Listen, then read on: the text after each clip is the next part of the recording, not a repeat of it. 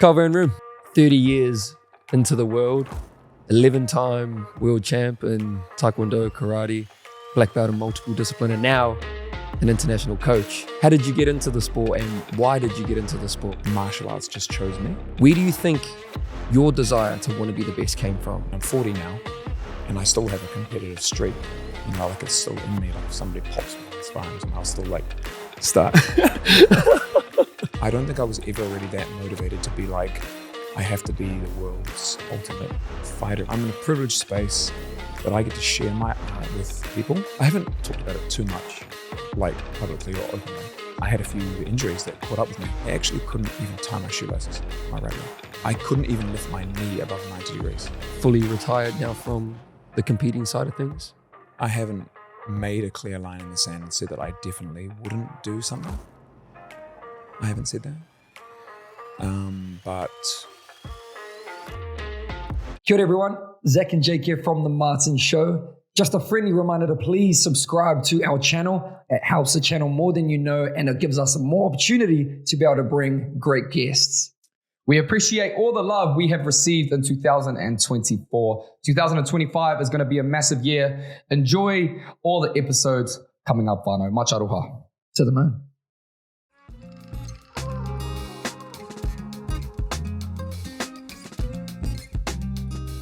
Roon, welcome to the show. thank you so much. It's actually, welcome to the show, but it's thank you for welcoming us into your gym, into your humble abode. It's actually beautiful. Oh, appreciate it. It's very clean, very, very clean. Yeah, that's mostly my partner. Yeah? Not so much me. Well, I try to maintain the standards that she, helped me to build over the last 10 years. We've been here for about 3 years, but we've been running our school, Roon Martial Arts, for about 10 years now. Wow. Okay, I wanted to start with, what do we need to know about you to know a little bit more about who you are and the life that you've lived? I've been doing martial arts for 30 years. I grew up doing it. It's a pretty typical story. You know, I just was watching martial arts movies as a kid. Started about 10 years old and I'm 40 now. Wow. And it's taken me around the world and it's helped me combine my passions for travel and the martial arts and new experiences. And I guess it's expanded me and helped me to push beyond my limitations. Mm. And this place is a way that we do that for people of all different backgrounds, generations, ages.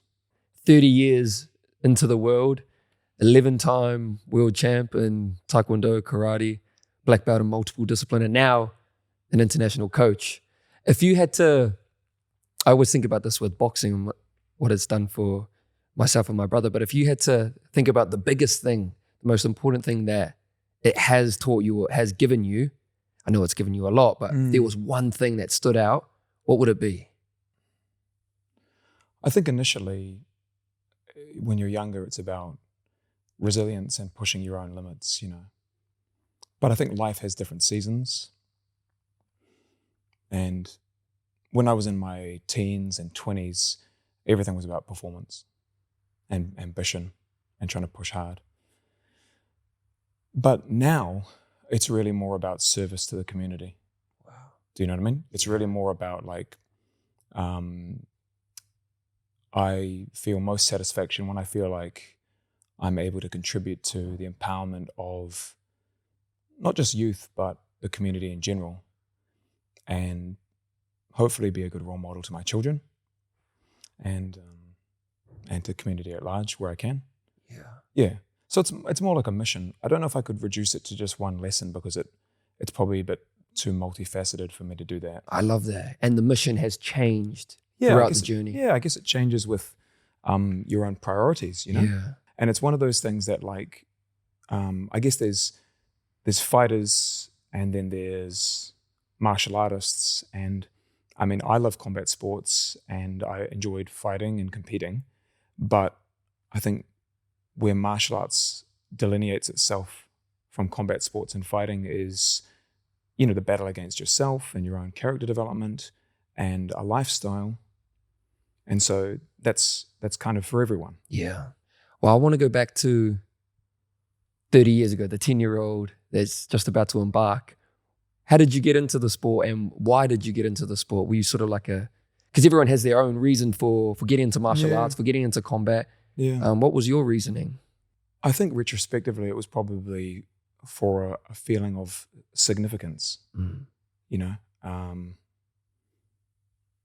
mean, without getting too psychotherapeutic about it, I'm a middle child, and I probably wanted to carve out like a niche of my own and have something that I felt that I was special for me, a way to express myself, a way to validate myself. And I guess it felt like an adventure, you know? It felt exciting, you know? Yeah. So I think that's how it started. But, you know, it's really interesting to see when you reflect upon things, whether you choose something or whether it chooses you. Because I really feel like martial arts just chose me. Wow. Almost like not that I didn't have a choice in it. You always have a choice, but it's almost like you're captured by that muse and you're put on earth to do that if you accept that that's your purpose. For me, it feels like that. Yeah. You know, like I look at my daughter, my eldest daughter, and she's 11, and wherever she goes, she sees everything as art, like drawing and painting and sketching and pictures. And if you gave her like a few random objects, she'd try to create a sculpture, or if you gave her a blank piece of paper, she'd paint or draw something on it. But you don't have to say to her, why did you choose to be an artist? She doesn't even necessarily identify as an artist. Yeah. It just comes out of her. It's like God or the universe just spoke through her and said, this is how you can express yourself. This is something that you can put out into the universe, which is cool, you know? Absolutely. And it's kind of effortless. I don't have to wake up in the morning and go, you know, do I feel like doing martial arts today? It's just, it felt like it was chosen for me, you know? That's so powerful. So this morning when you came in, or actually this afternoon, but you asked what I had been up to today, and I had done a few private sessions, it doesn't feel like work to me. You know, so I'm in a privileged space that I get to share my art with people. And that can be anything from traditional martial arts, like Taekwondo or Karate. It can be empowering small children, or it could be working with like top fighters who compete in mixed martial arts or internationally as pros, or it could be working in film and TV. And I love that diversity. I love to just explore it, you know? So, you know, I do feel really blessed. I mean, there's so many people that don't have that privilege to be able to do what they love. Yeah. So I have a lot of gratitude for the way that the universe has provided. Wow. And I was going to ask you later on, but I think this links. And do you think that's why you've been able to keep and hold on to your passion for so long, is because it's chosen you? Because I feel like a lot of people struggle with holding on to a passion nowadays. Whereas look at you 30 years in and you're still turning up like it's, you know, it doesn't feel like work to you. Yeah. Yeah, it's interesting. Yeah, there's probably a lot of truth in that. It feels like fun to me. It feels like play to me. You know, the time just sort of passes by and I can be present because I lose myself in trying to help my students to just become the best versions of themselves. So like if I'm teaching a class for an hour and the student is fully engaged and just surrenders to the moment and they trust me to help them improve, it's not like a chore. It's like a game. If it's for combat sports, it's a game that we're playing quite seriously, but it's fun. And you know, there's like a childlike excitement in helping somebody discover their potential and unlock their potential, just like I did with my coaches. Yeah. You know, I had a range of coaches that helped me to expand in different ways and different mentors over the years, all of whom I'm very grateful to. And now I just get to pay that forward. Yeah. You know, it's like being the custodian of wisdom that's been around for thousands, maybe tens of thousands of years or longer. Wow. So like on my t-shirt, I have this mural, and these are different martial arts masters that were an interest of influence to me. So there's well, we've got everybody here, But basically, that's why I have this both on my t-shirt and also we have it on the mural here in the gym, which is opposite where we're sitting in that direction. Yeah. So Wow. it's more about the legacy of what's come before and creating a community and a place where people can connect to that wisdom and knowledge, which is a global culture, you know, that transforms people's lives. Yeah. Oh my God, I love what you said around potential and trying to get your students or individuals to recognize their potential. I resonate with that a lot. What are ways to go about it for us to get other people to fulfill and squeeze every bit of potential out of them? What are the things that you see or that you do that work? When I reflect on my own youth and my own time being mentored by others, I think there's a lot of truth in that. We all need a community, and we all need other people to see potential in us often before we see it in ourselves. Do you know what I mean? Yeah. Yeah. So with myself, I don't know that I really believe that I could, for example, win a world championship or win a title. I was excited about the possibility of it, but really, I fell in love with like the training process on a daily basis. Yeah. And that's something that I try to imbue in the students and encourage them to do, is to become process orientated. Focus on the process, and the outcomes will handle themselves. Wow. You know, you mentioned earlier that there's a certain degree of people lose their passion, or they're maybe dissatisfied, or from day to day they maybe don't have the long-term focus to be able to stick with something. You know, it's difficult these days because like social media wise and gratification and comfort levels and AI and ChatGPT, everything's just like, you know, it's just immediate. You can just stay in your house and you don't even have to leave. It's tricky, you know, like it's difficult. Gen Z basically had this big experiment put on them with social media. We don't even realize the damage until it's kind of too late for that generation. Yeah. And it's like, no wonder people feel dissatisfied and they don't know where purpose is. It's like, it's hard to find, it feels counterintuitive to slow down and dedicate yourself to a simple process of just, you know, with boxing, with mastering a jab, with mastering some basic footwork and being humbled. And you know that, to be honest, it's probably going to take you about a decade to get a good jab. Yeah. Let's say that it takes a decade to get good at boxing. And then what about jiu-jitsu and wrestling? And then like you want to throw some Muay Thai or some Taekwondo in there, some karate. It's like, forget about it. You have 10 lifetimes. Yeah. That's these guys, right? But it's not really about that. It's more about using martial arts as a vehicle for self-mastery. So it doesn't matter, you know, like it's, to get back to the original question about getting potential out of people, it's just them realizing that if they can get joy out of the process of improvement, then whether they win or lose an external title or a medal, that's just a bonus. Because just the process is worthwhile. Like if you come in here to the people call it different things, dojo in Japanese, dojang in Korean, a gym in English. But like, I would like to think that regardless of what your external goals are, like, do you want to be a black belt? Do you want to be a champion?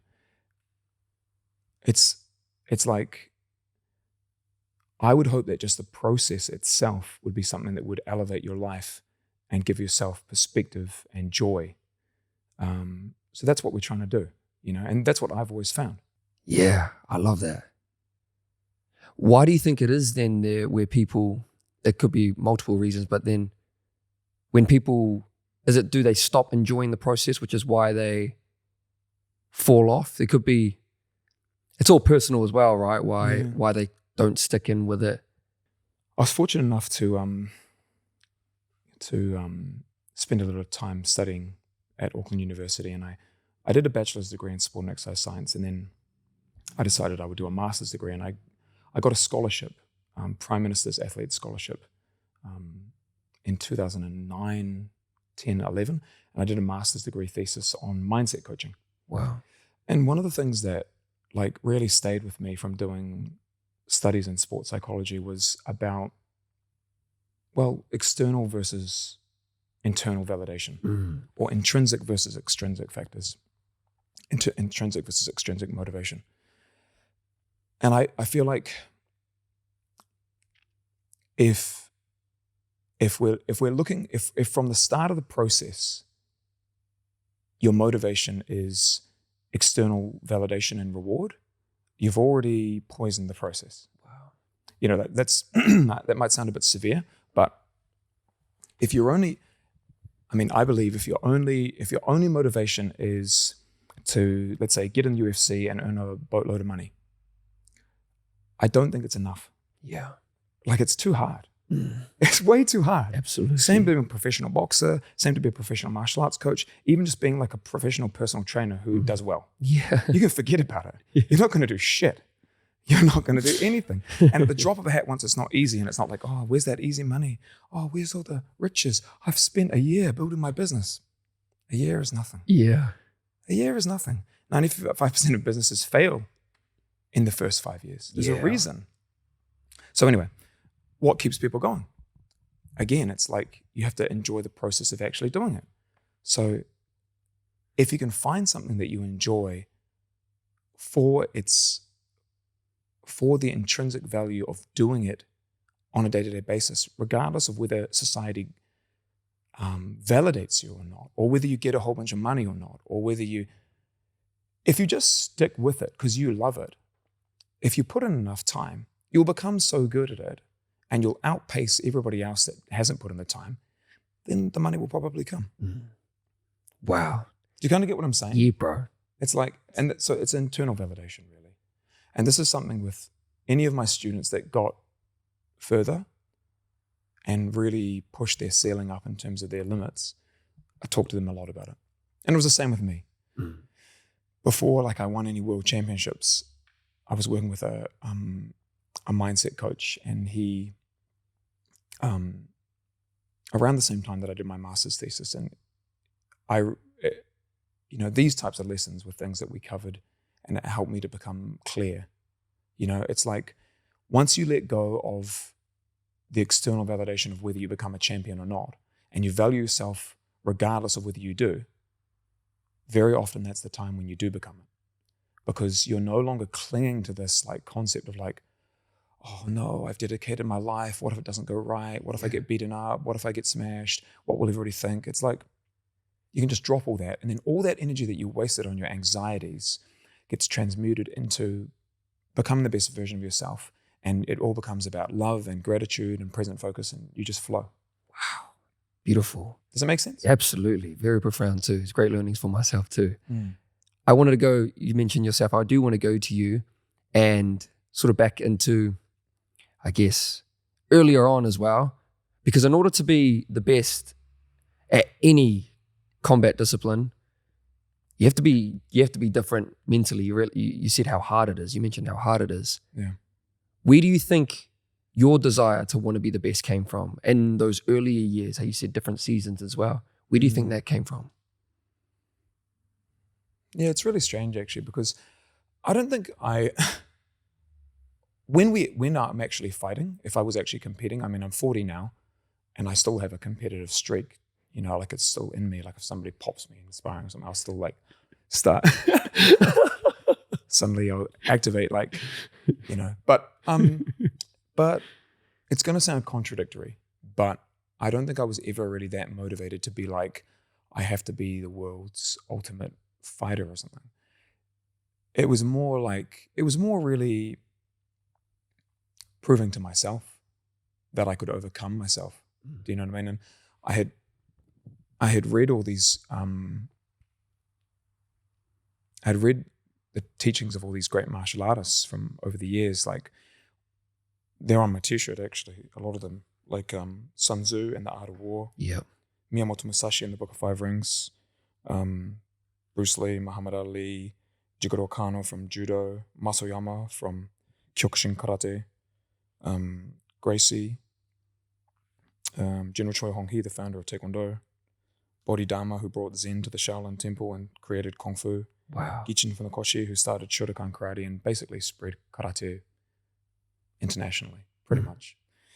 But anyway, like a common theme of these guys was like conquering your lesser self.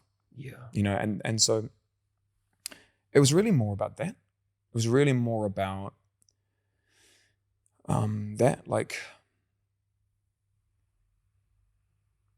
yeah, and I found that when I turned it more and more towards that, when the time was right, I would win and I would succeed. But having won a lot of medals and won a lot of accolades and had a lot of attention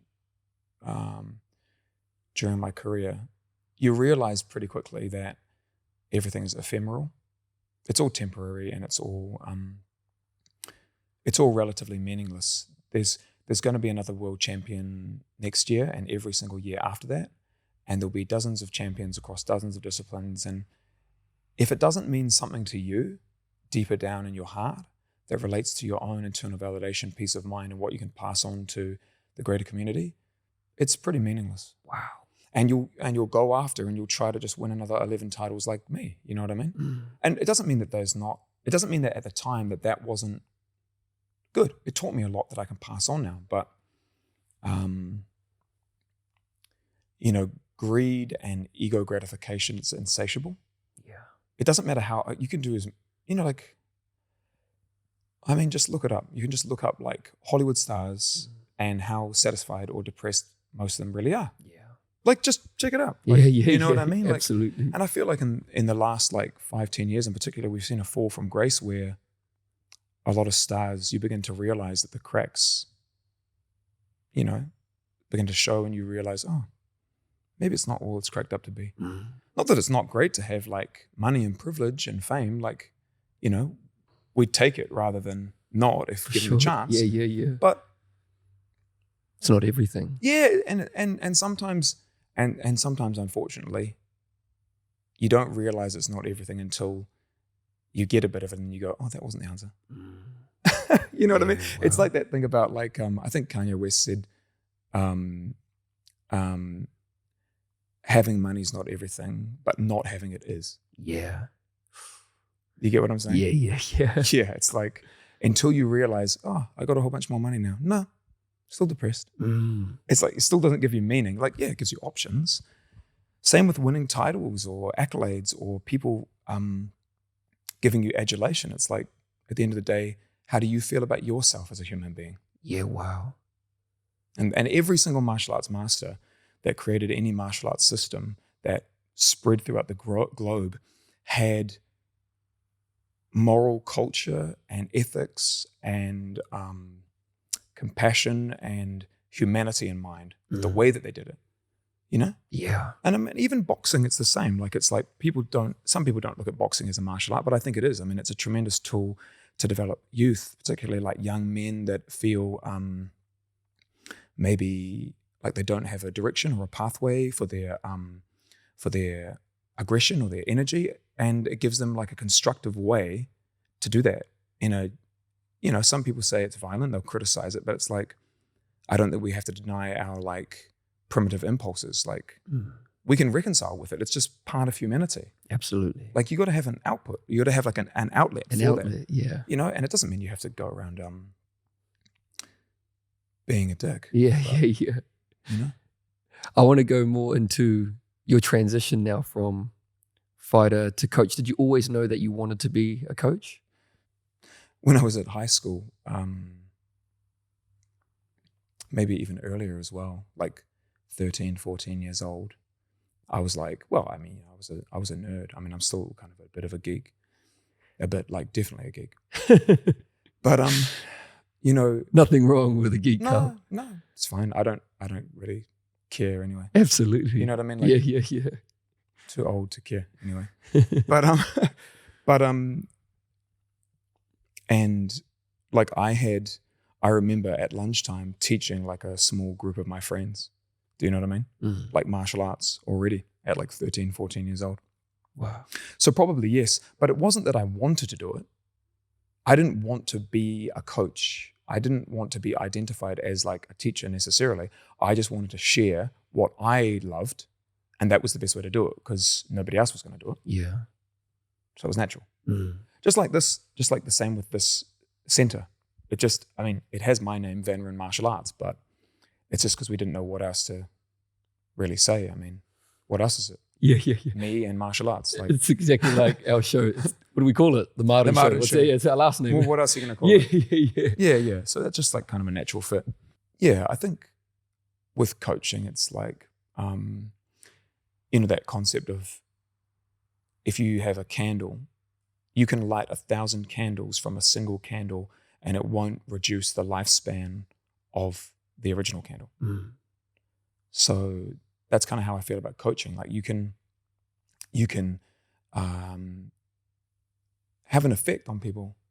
Like I've seen lots of lives transformed by martial arts over the years, including my own, and my candle was lit by somebody else. Yeah. And now it's part of my obligation, I think, because I love martial arts so much that it's natural for me to do that. Yeah. And I don't feel it's not obligated. Like I was going to ask, is it a duty? Do you feel like Well, yeah, but in a good way, in the kind of duty that we could use a bit more of that duty in the modern society. Absolutely. Do you know what I mean? Yeah. Where you feel like, because what you realize is it's not, doing a duty for somebody else it doesn't detract from you, it adds to you because it's all that good karma and that good feeling and you carry it with yourself. You have more self-respect. It's like, I've put something good into the world today. Like in a small way, hopefully the world is a little bit better because of some small action, as insignificant as it might be on the cosmic scale.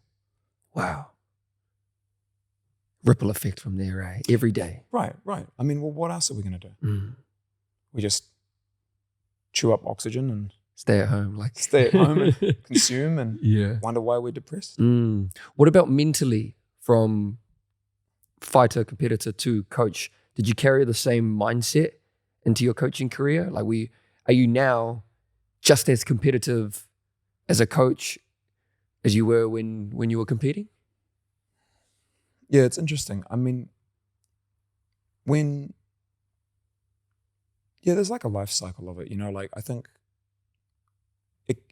there's an inherent level of self-centeredness and selfishness that's required to obsess about your own progress as an elite athlete. So there is a level that you have to just focus on yourself. Having said that, I think what people misconstrue and misunderstand is that, like, you can't do everything by yourself. And what I said about that candle thing, even for like young athletes or young fighters, it's like, if I put good vibes out into a team of another 12 people or 50 people, if I put out a good vibe to them and it comes back to me 50-fold, it only carries me further, all that momentum, So if you've got like a high performing culture where everyone, it's two factors really high standards and highly supportive. So, the thing that is common among my coaching now and my competitive days, my personal competitive days, is high standards in the team that I work with and highly supportive. Toxic cultures are defined by they're either really high standards but very low support. So for example, that's not good enough. Yeah. And if you don't improve it, then you can just piss off. Yeah, wow. I can't be bothered supporting you. That's toxic. What's also toxic is saying you're doing so well no matter what. Highly supportive, but no matter what you do, you're great. Yeah. That's also toxic. Yeah. That's toxic compassion, toxic kindness. Neither one is useful.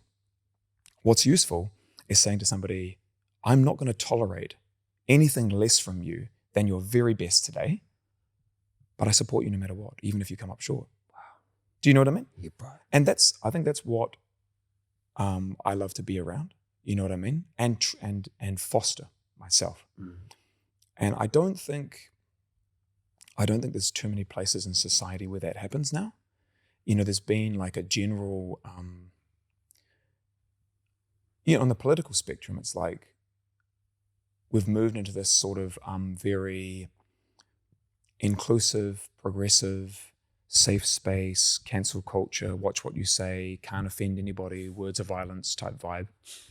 And, you know, I think it's good that a lot of things have progressed. It's not as bigoted. It's safer for minorities and for people of all different backgrounds. And some forms of masculinity, sure, they can be toxic. But other forms of masculinity are essential to the survival of our species. And I think that what I just said about an environment that's really high standards, but also highly supportive, I think that's particularly what like young men are missing, for example. Wow. Do you know what I mean? Yeah. Like they just switch off and disengage otherwise. It's just like, well, what's the point in this?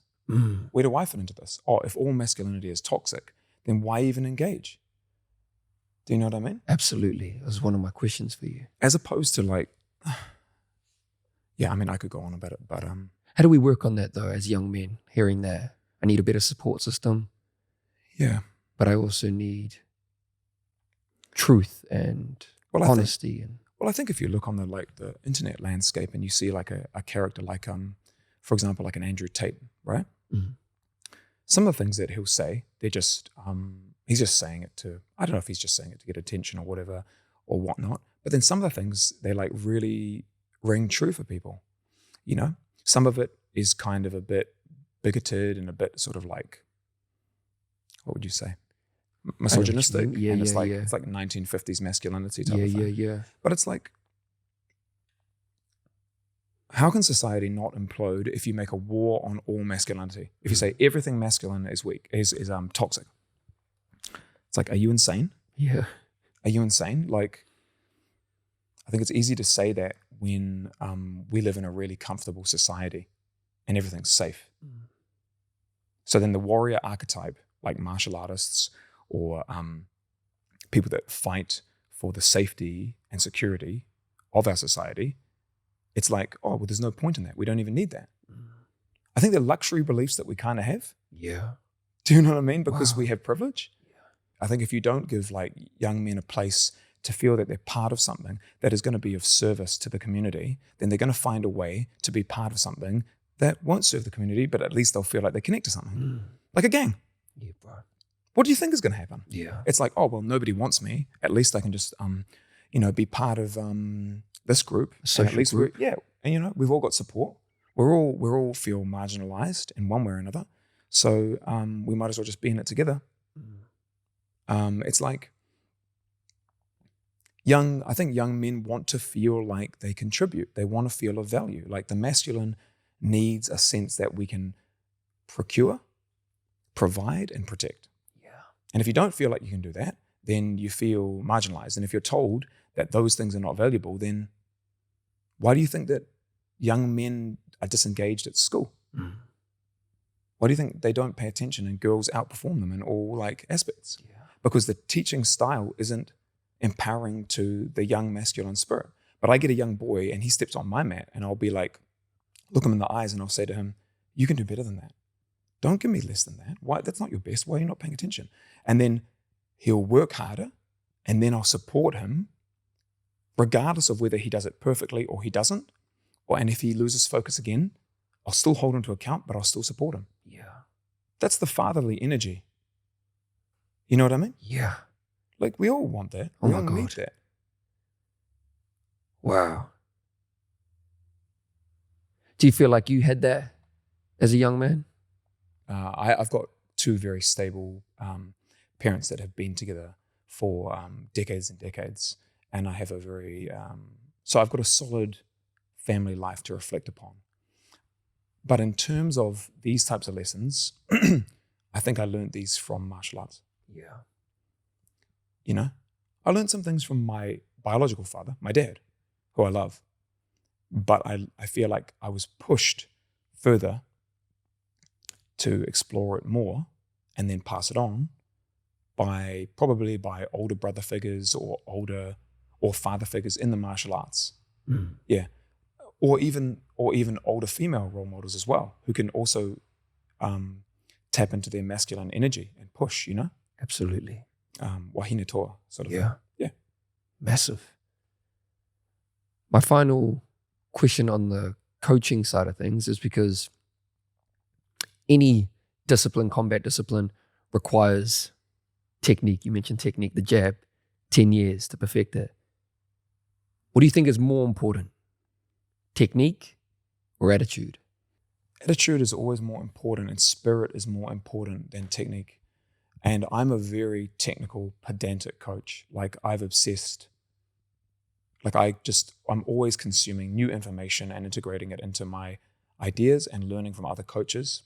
But spirit and attitude as a concept, in my opinion, is always more important, because without the attitude and the spirit, you won't have the willingness and the drive to pursue the perfection of your technique. And you won't have anything to fall back on when your technique inevitably fails at some point and you just get into a test of wills. You know, our goal in martial arts, and it doesn't always work, is to develop technique that is sufficient to overcome a strength deficit. So if you take somebody who's 70 kgs and they're a trained boxer, and you put them up against somebody who's 90 kgs, but they're not a trained boxer, I'll put my money on, in a fist fight, I'll put my money on the 70 kg guy. Yeah. If they're both the same weight, if they're those weight discrepancies, 70 and 90, but they're both trained, well, then there's a reason why there's weight divisions, right? Yeah.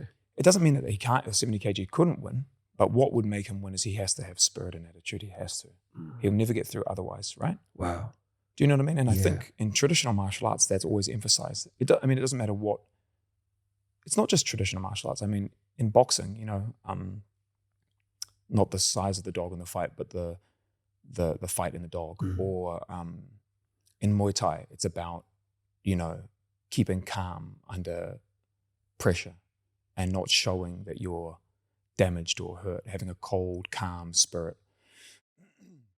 Kyokushin karate is like that, full contact karate. It's like how much you can maintain your resolve and spirit under pressure, trading shots. It's kind of like the Rocky movies, you know? Yeah. So, you know, at the end of the day, it's like, I think, to answer your original question, is attitude or a technique more important? Attitude, because if you have attitude, and if you have the right attitude and the right spirit, you can always learn the technique. There are people that learn quicker, but at some point, you have to have the heart and the soul behind what you're doing. Otherwise, you'll come up short. Beautifully well said. I completely agree. Carl, where do you go to, or who do you go to now for inspiration to keep going, to make it another 30 years? In the combat sports scene here in New Zealand, I'm inspired by what we see all the time. I mean, the successes that we've seen with the boys that have come out of city kickboxing, that have been developed by Eugene Behrman and the team there, having had the privilege to be able to work with them in some of the camps over the last 6 years or so, that inspires me a lot, you know? Even though I'm a little bit older now, you know, I'll be turning 41 in a couple of weeks. That makes me really inspired. I enjoy exploring martial arts in new ways and reapplying lessons that I learned sometimes decades ago in new circumstances. My young students, I have a group of fighters competing this weekend. We've got 5 people fighting on the weekend, 3 in Auckland and 2 in Melbourne. One's fighting K1 and all the rest are fighting MMA. Yeah. And, you know, it's just new challenges, coaching a new generation, the ambition of the young ones and the excitement that they have and the hunger that they have. That keeps me feeling like motivated. And I think there's a lot of truth in that saying, like, let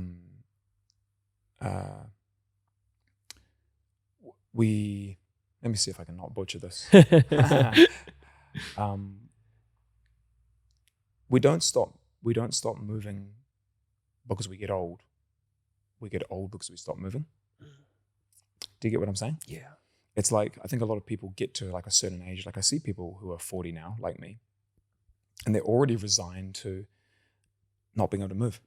They're already resigned that, oh, this is going to hurt. Oh, just wait. Like I heard it my whole life. I was so sick of it. I was already bored of it. Like I was already rolling my eyes when I was like 18 years old or 20. And they were like, wait till you hit 30. Yeah. Nothing happened.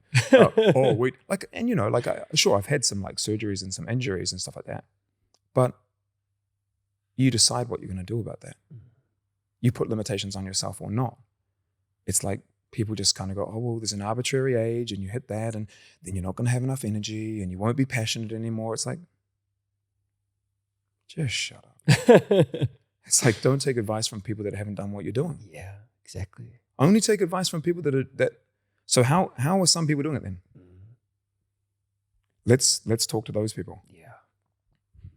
You know what I mean? Absolutely. Anyway, so yeah, basically, like on the local scene, it's drawing energy from the community, which I've enjoyed like becoming more and more a part of. When I first started Roon Martial Arts, like we were more competing more down like just the Taekwondo side. And we still have that part of our program, which is really great. But then there's also kickboxing, mixed martial arts, there's guys competing in jiu-jitsu. Yeah, you know, and it's fun. But also I get inspiration from just talking to people from all different walks of life. It could be somebody like yourself. It could be listening to podcasts. We talked about it when we were off air just before. Yeah. I like to see how other communicators and coaches in different fields get their ideas across. Like, for example, stand-up comedy, you know, or other people that just present ideas and see what they use in terms of humor to get their ideas across, or how they use their voice. And you mentioned earlier that you still have that itch inspiring when someone tags you, you might get a little bit something. Yeah. For you now, in regards to competing, fully retired now from the competing side of things? Yeah. It's funny, eh? Like, I haven't made a clear line in the sand and said that I definitely wouldn't do something. I haven't said that. But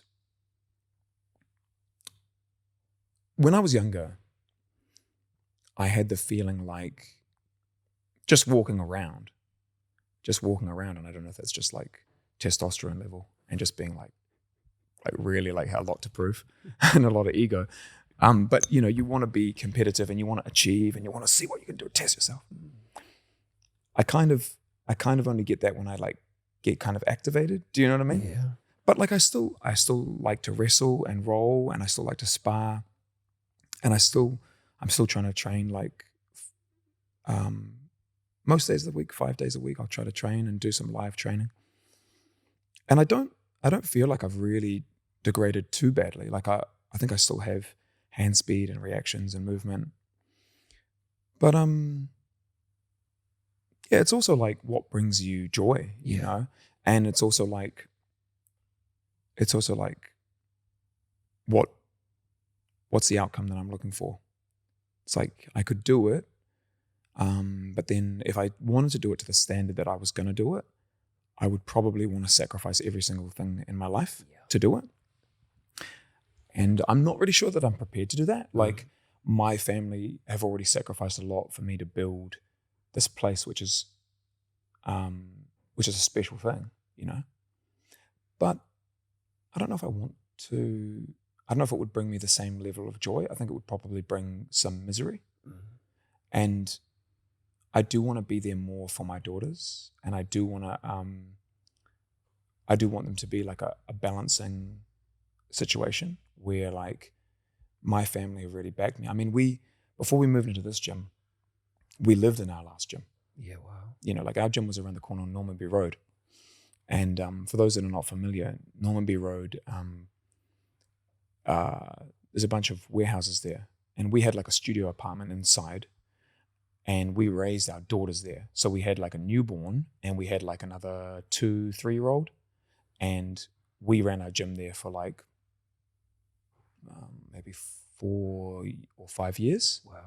And so that's like, yeah, like big roller door into a warehouse. look outside, there's a car park, and then next to the car park, there's like the prison. Do you know what I mean? It's like, oh, what a romantic idea for like, young family. Yeah. But like, so, the sacrifices were made, and sometimes that might not be apparent. You know what I mean? Yeah. And so, yeah, a lot's gone into it, and I think I'm probably just in a different stage. Sometimes I do feel like it. Sometimes I do feel like it. You get sparring, and then you're like, I could do this. Yeah. And then sometimes I forget as well. I'll be like sparring 20-year-olds, and I'll be like, wait a second, I could be your dad easily. Yeah.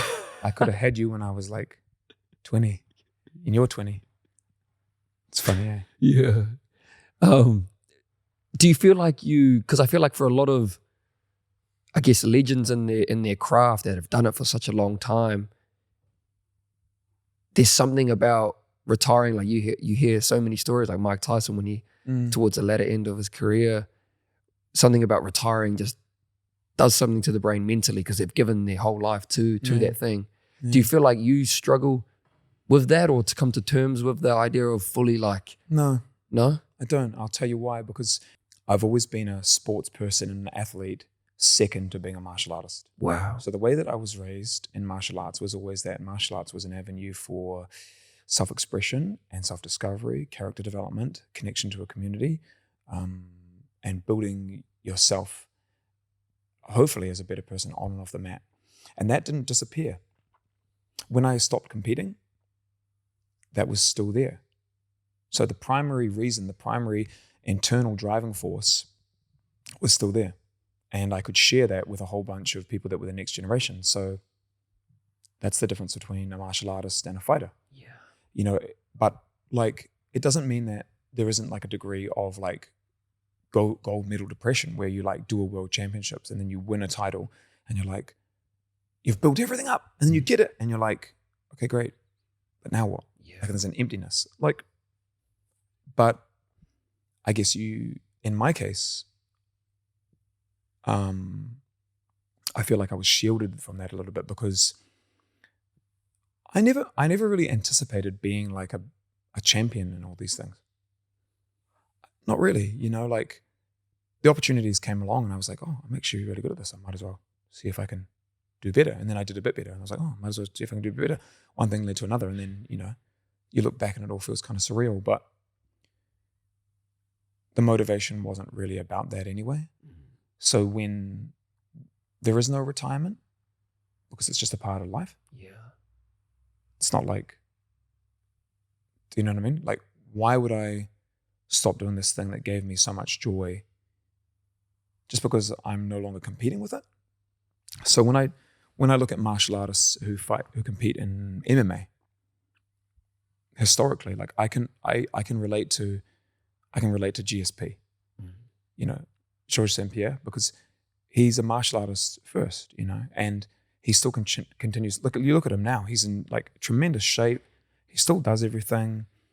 He's still always trying to learn. And how long has he been retired? I mean, it's been so long. Years. Anderson Silva, same thing. Lyoto Machida, same thing. Because they're martial artists. Yeah. They're martial artists who compete in mixed martial arts. They're not fighters who, do you get what I mean? Absolutely. And I'm not attacking fighters because like that's fine as well. You know what I mean? It's just not my path. Like I'm a martial artist who has had fights. Martial artist first. I love that. Carl, what do you feel like you struggle with now? Well, in the last couple of years, one thing that I struggled with was I had a few injuries that caught up with me. So about how long ago? Yeah, 3 years ago. Well, I'll take you back 4 years. 4 years ago, I had this like nagging pain in my hip. And my range of motion on my right hip got worse and worse and worse. And it got to the point where like I was in so much denial and I was like limping and I couldn't throw a kick and I just got my students to do all the kicks for me in the class. And I actually couldn't even tie my shoelaces on my right leg. Wow. I couldn't even lift my knee above 90 degrees. Like it was crazy. And I was like 36, something like that. And Marnie, my partner, she was like, you need to get that checked out. You need to get that checked out. And I was like in denial. And it's like typical thing with martial arts, just push through any niggle. It's like, it will come right. It will come right. It's been like a year and a half. It will come right. Anyway, I end up going to this surgeon and they're like, your osteoarthritis has got so bad on your right hip that the only way that it can be fixed is through surgical intervention. I'm like, okay, like an arthroscopy or something, you like clean it up or whatever. It's like, no. You got to like replace the surfaces and make them metal. The minimum would be that, like a Birmingham hip replacement. And it felt kind of like, it was like stereotypically kind of felt like getting hit by a truck. It's like this devastating moment. Like what? I'm in my mid-30s. Like I'm not like an old man. Yeah. And I think I actually remember the day that I damaged my hip. I didn't warm up. I did this like crazy kind of jumping split kick thing. It's like that Van Damme kick where you put both legs in both directions. Anyway, and I was in Austria and I had like did these and I felt it like kind of go. And I felt like that feels weird, but I kept pushing it. And I reckon it degraded from there. I think I tore the labrum and then the bone just kept breaking. The labrum's the cartilage, if you're not familiar, on the inside of the joint. Anyway, I kept eating away at it and it ended up getting like jammed and it couldn't move properly. Long story short, I ended up flying to Belgium. I flew to the surgeon who was the expert in hip resurfacings in the whole world. And he's done 10,000 hips. Oh, yeah. Like it's like crazy. Like it's like insane numbers. I don't even know how they pumped them out. But, so I got this hip replacement. Like they cut your glute open down the side. There's different approaches, but they cut open. They do quite a big incision so that they can separate the muscles without damaging them too much. They try to minimize muscle damage. They dislocate the hip, and they shave off the top of the ball and socket, and then they shave off the inside of the joint, and they replace it with a metal surface. In my case, it's like cobalt chrome. Wow. Specific type of cobalt chrome that they think doesn't leak into the bloodstream too much and cause cancer. Fingers crossed. And so anyway, that's what I have now. And I've rehabilitated that. And the amazing thing is just that medical science has gotten to the point where that type of treatment can last for 20 years. Wow. It's in me now. A lot of people don't actually know about it. Yeah. I haven't talked about it too much, like publicly or openly. But yeah, and the rehabilitation was tough at first, Absolutely. I had studied exercise rehab at university as part of my sports science studies. And I never thought that I would be the one applying it on myself, learning to like walk again. Wow. And my like leg giving away and being so humbled by it. And I was like, oh my God. But it was like a real good time to like reprioritize like, what does it all mean and stuff. But today I can jump and kick, spin and kick. I can wrestle. I can do jiu-jitsu. I can sprint. I can do plyometrics. You know what I mean? But it's because of disciplined, gradual, progressive overload. You know what I mean? Yeah. The work was done. And it took time and it was humbling and it was hard. So I had that. And then I also had a retinal detachment as well. I had my retina detach on this side and we don't know how. Like one day I just had this black curtain start to shift across my eye and it started to go like, I started going blind basically. I was like, that's kind of weird. And I was like, babe, do you reckon I should go check this out? Yeah, go. And I went to like the local optometrist, walked inside, and I explained what was going on. They had a quick check, and they were like, you need to go to the hospital. You're booked in for tomorrow morning, emergency surgery. Shit. And I was like, what? And we went in, and they told me that like I had to have retinal reattachment surgery. So they basically, like, from what I understand, they do this cryotherapy. They freeze the eyeball, and that expands like the vitreous, the jelly inside the eyeball. That pushes the retina, the nerves on the back of the eyeball, back into place. And then they stitch a silicone band around the outside of the eyeball to hold that in place. Wow. So anyway, I woke up from that, and then I was like cross-eyed, and it was all really, really fuzzy. And they were like, it went really well and stuff. You might be cross-eyed for a little bit. You'll probably get better. And then like it was like 5 days, still cross-eyed. And then it was like a week, still cross-eyed. 2 weeks, still cross-eyed. It got up to like 20 days and I was like still cross-eyed. And I was like calling my surgeon. He's a really great guy, Will Cunningham. Shout out to Will, legend. And he kept reassuring me and stuff. And then I said to him, like, are you sure? And because I was looking up things online, as you do. Yeah. 20 days. Oh, no. And I was like, could this be permanent? And it's like, there's some indication that sometimes things don't go right, and you stay cross-eyed. And one day I was lying on my bed and I was kind of depressed about it. And I was like, wondering if it was ever going to come right. And just for a moment, my like eyes like reconverged and they went into like normal vision for a second. And I yelled out to Marnie. I was like, babe, it went back. And then went like back out of place. And slowly I realized that like my eye retrained itself to refocus. Because like the two images were like askew. Yeah. Yeah, and then it taught itself to like, on a neural level, my brain taught itself to like recombine the images. Anyway, so I learned to see again. And then I've got 20/20 vision again. Oh my God. Shout out to Will. Yeah. So, like it's amazing. Like a metal hip and a retinal reattachment, like a silicon band around my eye. So I kind of joke that I'm a bit like a pirate, modern day pirate. I'd have an eye patch and like a peg leg, but like I've managed to like somehow get through. Yeah. So shout out to modern science. Wow. And like, it's funny because I never really had surgeries before. Yeah. Like I had broke my hand and ribs in a fight, but it didn't really require anything major. And I was kind of like, no, I'd never get surgery. And then in 1 year it was like 2 major things. Yeah. God was like, you're going to be tested. Yeah. Yeah. And it was tough. Like it was really tough, but like our community really helped. And my family was really supportive. And now it's just remarkable that, that we live in a time where that's possible. Do you know what I mean? Like I would have had a limp for the rest of my life and I would have been blind in one eye. Wow. Isn't that crazy? Crazy. We're so fortunate. We're just so, I don't want to say spoiled, but I feel like, and it's a real cliche, but there's a lot to be grateful for. Absolutely. When you look at like that. And I also think we live like nothing like that could ever happen to us. Totally. No, my eye's going to be fine forever. Yeah, like, I'm going to be all good. Yeah. Yeah. And then something pops up and then that's when we usually, a crisis happens or something bad happens. Then we react. Start to think. Yeah. Yeah. So typically human, isn't it? We don't change anything until there's a crisis and then we reevaluate. No amount of warning seems to help us. We need to learn from experience. Yeah, bro. How long was that recovery period for you? You mean for my retina? Or for Or for both? For both, yeah, or just in general. Well, learning. Sorry, my question is now, are you still struggling with it now? No, not at all. I forget about it. Yeah. I forget that I even had those. Yeah, wow. Which is just such a blessing. It's so amazing. But I think that's why I like to talk about it, to remind myself like, wow,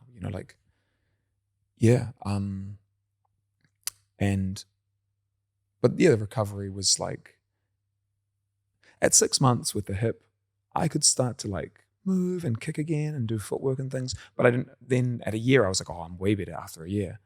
And then 18 months was better, 2 years was better. Now 3 years, still better. You realize how long it actually takes to recover from these things. Yeah.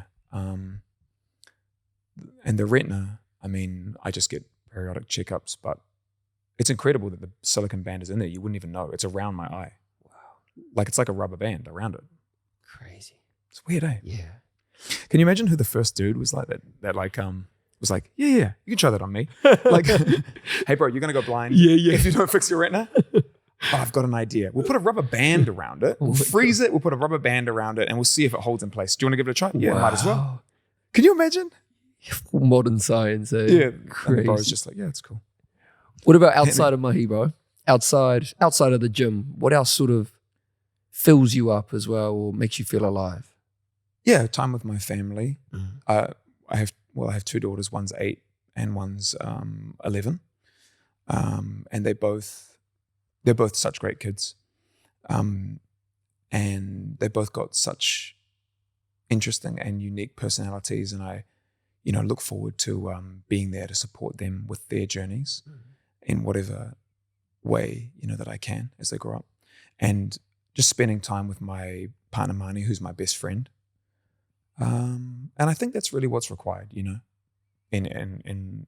a relationship. Like I can't speak for other people, but we've been together for 15 years. And I can't imagine how you would do it if you weren't best friends. Like, past infatuation and love and ups and downs and obstacles, inevitable trials of human existence. If you're not best friends, it's like, what are you even doing? Forget about it. Yeah. It's not the right person otherwise. So, that gives me a lot of like joy just on a daily basis. And then I love travel and learning about different cultures and languages and having different experiences. And that goes hand in hand well with what I do. I probably don't travel as much as I did in previous years. Still quite a bit, but yeah, I think that's what brought me and my partner Mani together. How about yourself? I haven't really reciprocated much with the questions back to you. No. You've I kept love them this. coming. So. Yeah. What are the things that I enjoy? Yeah, outside of your podcast and your boxing and I definitely love. Like, I'm a big solitude man. I like having my own space, my own time, so that when I'm around people, I can give them the best me. Yeah. You know what I mean? But I need my solitude space. I need, even if it's just, nah, Jake, get away from me just for a couple hours. That's just generally him though. Yeah. But I do love my own space. In regards to like life sort of stuff, man, I love running. I like a general fitness. I love learning. I'm a big, what do they call it? Philo math. Oh yeah. I just whatever.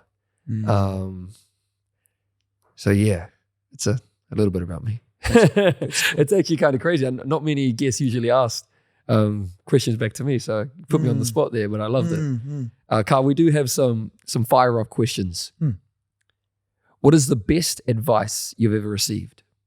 I think I've probably already covered off some of the things that would count as the best advice that I've received about, if it comes to how I was going to encourage somebody to spend their time on earth, it's like, if you can fall in love with the process of doing whatever it is, then regardless of whatever outcomes or rewards you receive, it's time that's well spent. It's all any of us can really hope for, especially if it contributes to the happiness or well-being or improvement of others. So if you can find something that you love the process and it serves humanity, and if you can sustain yourself on it, then you're like blessed, So maybe something like that. That's even a nice reminder for myself. And I feel like for anyone who's in a position where they feel like they're not currently where they want to be. Yeah. The thing is, like with that is, it's all like an illusion anyway, because like you think that you want to be somewhere, but everywhere that you get to, you change the goalposts. Yeah. You always say to yourself, oh, if I just had 50 students, I'd be happy. Then you get 50 and you're like, oh, I really need 100. Then you need 200. Then you need, it's always the same. Yeah. I need to win a world championships. Then I could be happy and I can retire or I can just move on to coaching. No, that's just, the ego is just insatiable. It doesn't make any difference. It's like the most beautiful place is just right where you are. And so if you can enjoy that, find a way to enjoy that, regardless. It's not that you shouldn't strive or be ambitious to grow and improve, but that's all a lie anyway. You know what I mean? Like, you'll look back on those times when you had nothing and you had supposedly achieved nothing, and you'll realize that those were the best days. Do you know what I mean? Like, it's not, wow. That's where the good stuff is. Yeah. Because you'll get all the success and everything, and then you'll get enough money and you'll get enough notoriety, and you'll be like, then you'll go looking for that feeling again, realizing that it was actually the process of it that was what you loved. Wow. Which is so silly. Yes. But it's so true. What about the worst advice you've ever received? I don't like the idea of people saying like, you know, like in your 20s, for example, just play it safe, and you know, you need something to fall back on, and don't do this. And it's like everybody dies. Like, what the hell are you even talking about? Like, nobody's getting out of this alive. Play what's safe? Like, we're all only here like temporarily. We don't even know why we're here. We're just floating on this rock in the middle of space. And we somehow have consciousness. And you've been blessed and gifted with free will to an extent to be able to choose any path that you want to go down. Why not, with the limited time you have, just say, F it, let's do the thing that's most exciting and most interesting to me that I seem to have been blessed with. Not play it safe and have something to, no, shut up. Like, that's just ridiculous. That's just absolutely ridiculous. Absolutely. To me, especially if you don't have any responsibilities. If you don't have kids and you don't have like something to, what's the worst that happens? Oh, you end up sleeping on your friend's couch. Yeah. Who cares? Oh, well, your company goes bankrupt and you have to start again. Oh, good, you learned something. Oh, well, you have a fight and you like lose and you get dropped. What else, man? Like, aren't you going to live like a greater life, or are you just going to always be like, I have to be careful? Or that idea of taking risks. Yeah, well, if you're not going to do it then when? You know? Yeah. That's weird to me. And I think we get risk averse as we get older, you know? Like if you interviewed people when they were like 20, and then you interviewed them when they're 40, 50, 60, it's like the opinion is different. Like Wow. 20-year-olds don't know what they don't know. So they just do dumb ideas. And sometimes because of that, it works. Yeah. Like it's a really stupid idea, but they're so ignorant that they do something audacious and it works. Yeah. Like I was listening to the podcast with Mr. Beast, the biggest YouTuber in the world. Was it with Stephen Bartlett? Yeah. Yeah. It was amazing. Yeah. It's like, I can't believe how much you've done. But it's like the audacity. The audacity to just be like, well, why can't I do it? Yeah. And why can't you? So that's why I like being around young people as well like that. And don't put like a big ceiling limit on them. Yeah, don't put a ceiling on them. Yeah. No, I love that. For Jake and I, we had a conversation recently with a YouTuber, and it was about what are our beliefs? What are our limiting beliefs? Like what's our ceiling? And we're struggling to come up with ideas on what that would be. Yeah, bro. Yeah. It's interesting because a lot of those limiting beliefs are so subconscious. Yeah, and you don't even realize, you know, and you think, oh, well, that's just what everybody would think. Yeah. And then if you speak to somebody who's like really the top of their game, and they just blow you out of the water with a statement, and you're like, wait a second. And you realize that they think on such a different level, and they don't put limits like that at all. It's quite odd. Yeah. And you feel kind of like called out. You're like, oh, could I be doing that much more? Yeah, bro. Feel kind of humbled. So then your ego will sometimes be like, push back and be like, nah, he's just, you know, he doesn't understand why we can't do it. Yeah. He would get it if he was in our shoes. Yeah. As opposed to being like, maybe I could do more. Maybe fear is holding me back or whatever. Right? Yeah, bro. Yeah. And it's tough. There's not many like true friends or mentors or people that can say that to you. Yeah. And it's hard not to be triggered by that if there's fear and stuff. But yeah. It's all a learning process though, eh? Exactly. And that's what makes it really significant. Absolutely. This is more of a sort of a networking question, but who do you know that we should know? I'm not sure. I could. There's so many names that I could think of. Perhaps I could provide a list to you. maybe I can provide a list, and you can tell me. Are you thinking of future podcast guests? Or? Just in general, like if we were going out for dinner tonight, and there was a spare seat, and we're just having a good kōrero at dinner. Yeah. Who would you love to be like? Oh, I want the Martin boys to know this individual. I think it would be my partner, Mani. Yeah, wow. Because everything that's like built here behind the scenes, everything that we've practiced, everything that we've built, it's equally been her. She's been the brainchild behind it, like it's not my name's on it, but really it's like a partnership. Yeah. Both a life partnership and a business partnership. And that can be a tricky thing to navigate, and it forces you to grow together a lot, And so a lot of the questions that you've been asking me, it's like the other side to the coin would actually be all her input. Do you get what I mean? Yeah, bro. So rather than saying like, oh, well, this inspiring person or this famous person, it's like sometimes you don't realize that behind the scenes, what's really going on. Yeah. Like Marnie and I have this like this saying, like I think it was from a movie.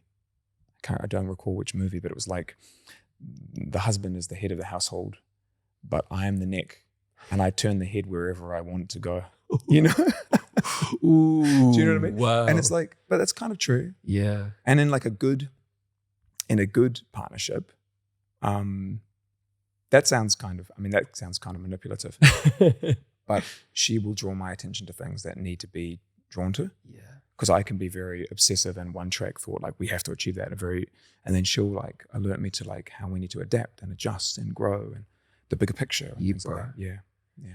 Marnie, looking forward to meeting you. Yeah, that'd be great. Carl, what about future Carl? What would he want the Carl today to do? I think probably continue to innovate and don't put limits and constraints on myself, and remember why I started everything in the first place, and not allow stagnation or calcified thinking to hold me back or limit what I was doing. Probably. And take time, like you said, to reflect in private, to get clear on my own personal priorities with how I can contribute to like the greater community, but also make the most out of my life for the people that I care about. So it's things like that. I want to go to younger Carl. Yep. That 10-year-old that's about to embark on his martial arts journey. Could be another age. Yeah. What's the one thing you want to say to him, bro? Yeah, you know what? Mr. Beast was asked a similar question on that Stephen Bartlett podcast, and I actually agree with his answer. It was along the lines of, well, he said, buy Bitcoin. That's what he said. And I was like, yeah, gold. But what I would say, but what he mentioned, and I think this is right, is I don't wish for anything to be different, because everything that happened so that I would understand what I understand now. And if I didn't go through it then, it could just disrupt. Everything that went wrong was something that I needed to learn. Yeah. I don't need to, you know what I mean? It's like I can only live forward. This would never occur. I can pass it on to somebody who's 10 now, and I do every single day. But I would never go back to the Carl that was then. And the reason that I can talk to that 10-year-old now is because I have the perspective of the failures and shortcomings and learning from experience. Like, remember how we were laughing about how humans don't change until there's a crisis? Yeah. But I had crises, and that's what helped me. So it's not like, don't do that thing because you're going to get really hurt by it. It's like, no, you probably need to get hurt because that helped you grow. Sorry, buddy. Do you know what I mean? Like, you're going to be okay. Harsh reality, harsh. Yeah, truth. and it's okay. Yeah. It's fine. Like, you'll get through it all. Beautiful. Carl, we have a closing tradition on this podcast. Similar to Stephen Bartlett, and you're familiar with Stephen Bartlett, where the previous guest leaves a question for the next guest, not knowing who they are. Oh, cool. Yep. So the question for you today is, what is your dream destination?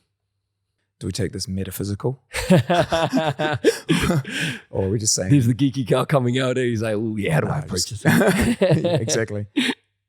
I think I'd like to take my family to Thailand, go and visit some friends in Thailand, and, maybe do some training and stuff, but also just go and hang out there. I know that Marnie wants to go there, and I think my girls will enjoy it. And we've really enjoyed taking some trips in the last couple of years. We went to Japan last year, went to Disneyland with the kids and stuff. Wow. I want to create more special memories that our girls can look back on, we can look back on before they're all grown up, because it's going fast. Yeah. So that's what it would be.